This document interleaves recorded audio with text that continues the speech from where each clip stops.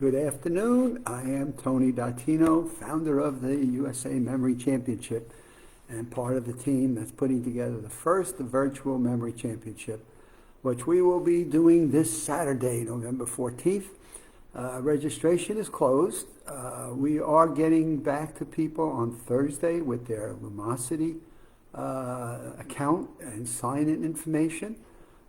So we've got that moving along now. So things are happening. We're moving along well, and we're excited about the event that's coming up this Saturday. But one of the things I wanted to cover today, as it's always been our most popular event in our memory competition, is our event called Three Strikes, You're Out of the Party, better known as the Tea Party. And if you miss 3 pieces of information during the event, then you are out, and that brings us to our next person. And so we plan to have 5 people on the Zoom this Saturday, competing for who's going to win our first USA virtual memory competition. And we will have 4 people introducing themselves and giving out 30 bits of information about themselves. So mental athletes have got to listen, observe, look at facial expressions, remember names, phone numbers, zip codes, favorite foods, car, pets. It's an integration of skills. And people often ask first, how are they doing that? It's like, wow.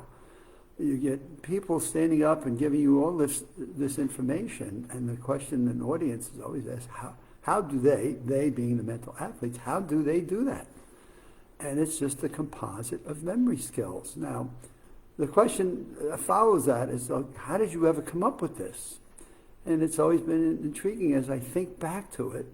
It's got an interesting story to it that starts with a phone call that I had gotten at home one day after one of our memory championship events. We had lots of news coverage, and a note went out on Slate, S-L-A-T, Slate Internet, written by Josh Foer. And Josh is the author of the book Moonwalking with Einstein, which has been a bestseller and has put Josh on a map.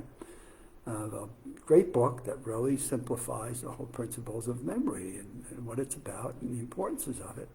So Josh wrote this book, Moonwalking with Einstein, and a gentleman by the name of Mark Cuban, owner of the Dallas Mavericks and entrepreneur delight. But Mark, I got a phone call. It's like, hey, this is Mark Cuban. I'd like to arrange to get you to meet my producer from HDNet Television. We'd like to do a television show. So fast forward, I got to meet Mark actually in New York City. And the next thing we were doing is putting meetings together with his TV producer and director of his HDNet television show.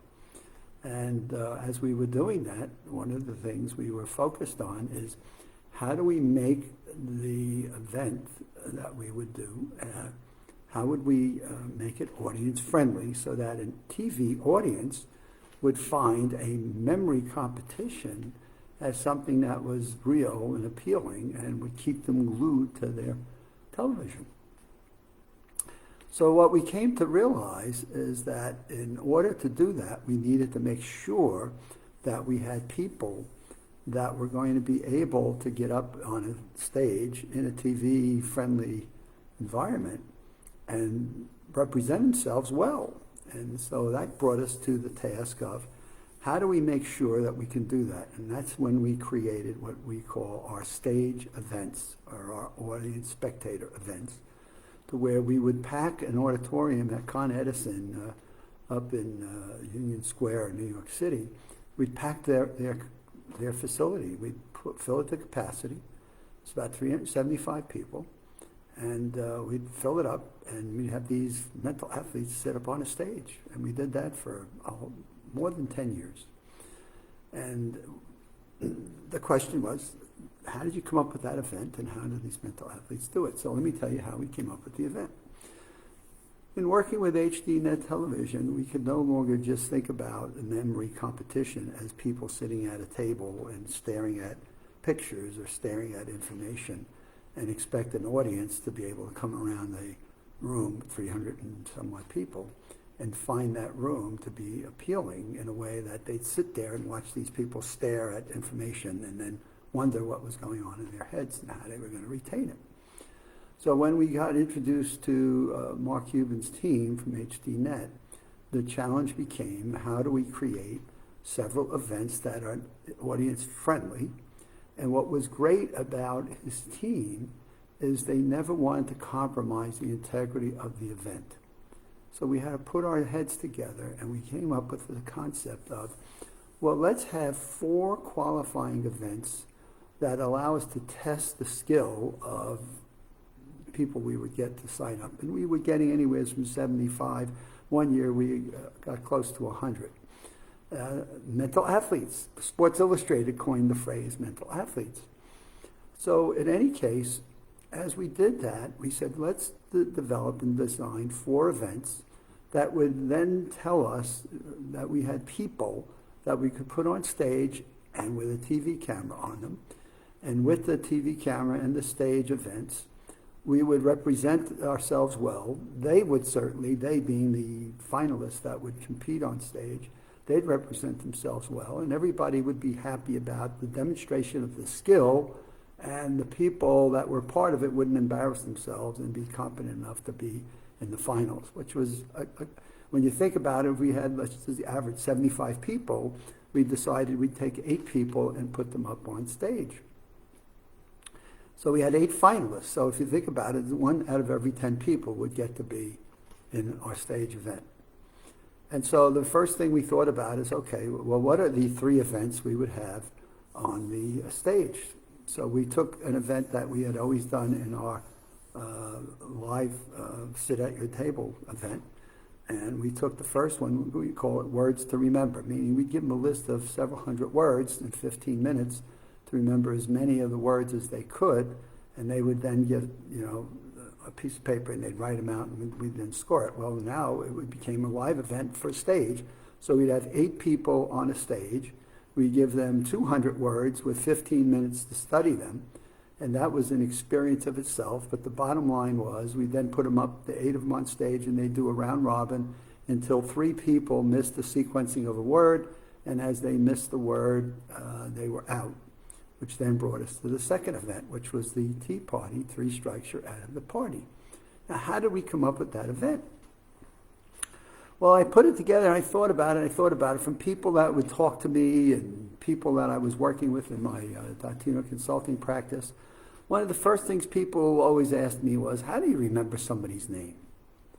So we had an event in the morning, Names and Faces. So we knew we'd have 8 people that at least knew what names and faces skills were. And then with the ability to recognize a person's name and face, that'd be a good start. So the first thing we obviously have to do is introduce people, put them on stage and have them introduce themselves and give us their name as if we were meeting somebody at a party or some affair where we were transferring names of people in our brains and trying to retain and recall who was this person, what was their name. Now, what would you want to remember about that person? Well, where did they come from? What area did they live in? So what address and the zip code? Because now we had an event in the morning qualifying that was all about numbers. So now we started to integrate, in my thinking as I work with the team, let's integrate the skills that we learned from our qualifying events and capture those skills with everything that these 8 people, or 5 now as it would be, because we went from 8 to 5 for the Tea Party.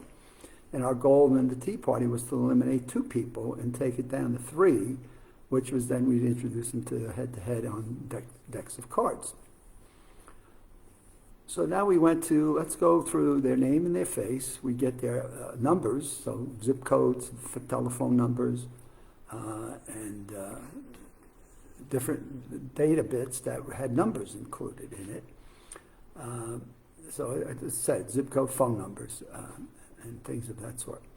Well, then after that, we said, okay, well, how about lists? Because if they were going to compete in words to remember, they were good at listing. So then we came up with 1, 2, 3, give us 3 favorite foods, or 1, 2, 3, your favorite hobbies. Give us the name of your pet and what kind of a pet that was. And so we came up with what we thought was interesting information that people would like to know about somebody that they were listening to on a TV show or on an audience. Or if they were just meeting people that they were socializing with, what would be information, conversations they'd have? So, favorite car, what car do you drive, what color is it? You know, we just had fun with that, putting together 25 data bits that we initially had, and we had 25, and we now upped it to 30. And we'd get each person to come out and introduce themselves and go down through this information about themselves.